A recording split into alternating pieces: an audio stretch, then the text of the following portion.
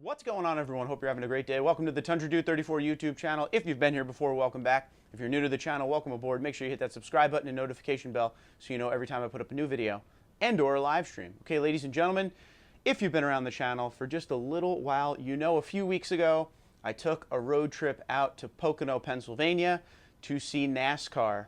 One of the coolest things that ever happened for me, at least as a channel owner and as a NASCAR fan, is the Tundra Dude 34 logo was on Christian Eckes' number 98 Toyota Tundra in the Camping World Truck Series. So obviously I had to go out there and see that truck race around the track with my logo. So I also did a little channel stuff on the way. I ended up doing a pump-to-pump calculation. It was actually 433 miles round trip with a little bit of local driving as well. And it was the TRD Pro Tundra, my 2020, that's sitting in my driveway. It was fully loaded, me, a buddy, all our gear, everything we needed for the entire weekend, which we were up there for about 4 or 5 days. So it was fairly loaded up pretty well. I like to give a few stats before I give the numbers just on how the trip went. Was there a lot of stop and go? Was there a lot of traffic? Anything like that? Obviously, we went up into the mountains, back down, and there was a lot of local driving because I didn't need to fill up right away. So I kind of let the tank get down to near empty, where it was about 30 miles till empty as per what the computer said. So I basically would say it was 90% highway, and then the other 10% was a lot of local driving and stuff like that. If you don't have the 38-gallon tank, it is definitely something you're going to want to get on your next Tundra. I believe 2016 or 2017 and up. It's pretty much available across the line now, except the SR and maybe the SR5 that doesn't have the upgrade package. But anything after that has the 38-gallon tank. It really is awesome upgrading, from that 26-gallon tank. You don't have to go to the gas station that often because the fuel mileage on the Tundra isn't the best. We already know that, but this definitely stretches it a little bit. So traveling-wise, there was not much going on as far as stop-and-go traffic. Temperature was about 80 degrees both ways to and from. There wasn't any wind. It was just perfect sunny days on both traveling days. So it was a great way to get a good number. Traveling on the highway, 70, 75 miles an hour most of the time. And like I said, going up into the mountains and coming back down. So it should even it out as far as the number. So when I came back home and filled up, it cost, I don't have the number for what it cost, but it was just under $100. Gas prices are getting up there pretty good. And as you guys know, I fill with medium grade. So that's pretty much 89 is what I fill with here in New Jersey. And people will ask, and I'm going to save you guys the comments, well, why do you fill with medium grade? I don't have an answer for you. I'm a believer in premium fuel. I had to use premium in the supercharged Tundra. That required premium. I think the 2022 is going to require premium with the twin turbo setup that is rumored to be coming.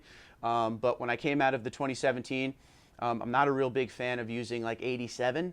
So I kind of went right in the middle to 89. And with these gas prices going up, I don't know if I'll remain at medium grade, but I'm just letting you know for the sake of these numbers, that is what I did. So we traveled 433 miles to fill up. We did the pump-to-pump calculation, 26.833 gallons to fill back up, 26.833. So the MPG on my road trip to Pocono, Pennsylvania and back, 16.136. So we'll say 16.1. That's not that awful, especially for the Tundra. I know a lot of you guys report to me when you do your pump-to-pump calculations. There are some of you that report back 18. There are some of you that report back 11. And we're not talking about with a trailer or anything like that, or a camper or a boat, just straight up. Sometimes the fuel mileage is great. Sometimes it's not so great. Now, the good thing about my TRD Pro, it's fairly stock. It doesn't have any upgraded tires or anything like that. The supercharged Tundra that I had, same exact trip, would usually rock around 15.5 on that trip. All right, I have the Michelin LTX tires that come with the Pro and the off-road on the Tundra there. They're great. I'm not going to say they're great off-road.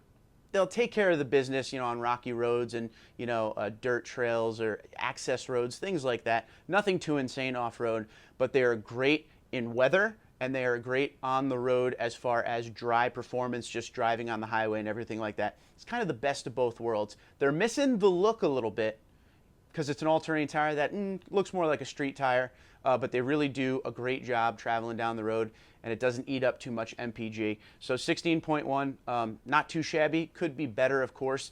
In no way, shape, or form, and I always like to say this in my pump-to-pump calculations, excuse me, in real-world setup is how I do my pump-to-pump calculations. I don't try to, you know, feather the pedal and, you know, super mile it or anything like that just to get the MPG up. I drive it normal. I get up to speed normal. I drive it to get to my destination as quickly and safely as possible. If I have to go around into the fast lane and pass cars, no problem, I'm going to do it. It's not going to be one of those things where, no, I'm going to stay in the slow lane, do 60 the whole time, you know, stay in high gear, don't mess around with making the truck drop gears to get up to speed and pass anyone. No, I drive the truck completely normal. It's not one of those hyper mile situations at all. So when I give you these numbers, there's nothing scientific about them. It's just basically real world. This is how I, you know, went to and from a destination, and this was the number I got. And that's why I try to do pump-to-pump calculations every couple of months, just to see if anything is changing here or there. One of the questions I get all the time is, does the TRD dual exhaust or the TRD intake do anything for MPG? That's pretty much the #1 question.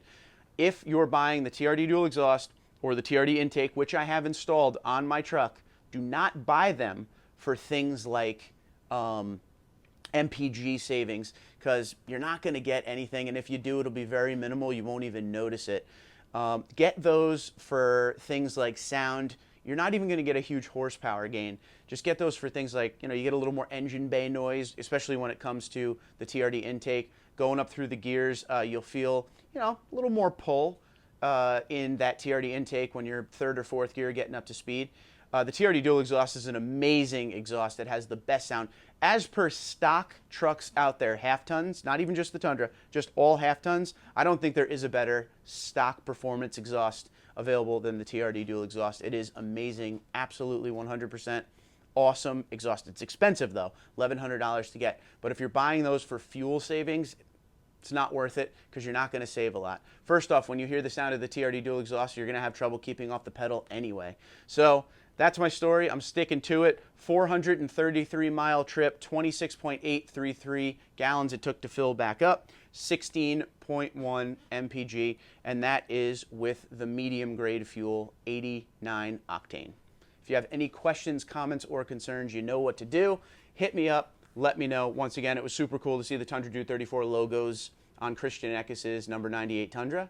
That is amazing. That is not the last time that will happen. The truck finished 12th, and he was up in the top 10.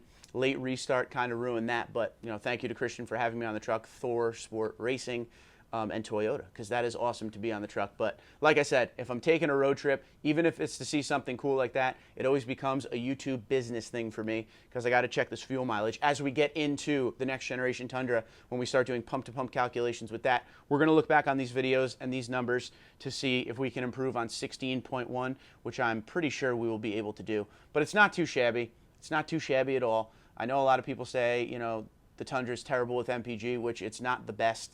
But that's on paper. When we actually see real world, my brother used to have a 2017 F-150 2.7 EcoBoost, and he used to mess around with pump-to-pump calculations and stuff like that, and the number wasn't much higher than this in real world situations. So I'm sure some people can get their you know, F-150s up into the low 20s and stuff like that, but my brother could never get his anywhere over around 18 when he did those, and he was driving normal too.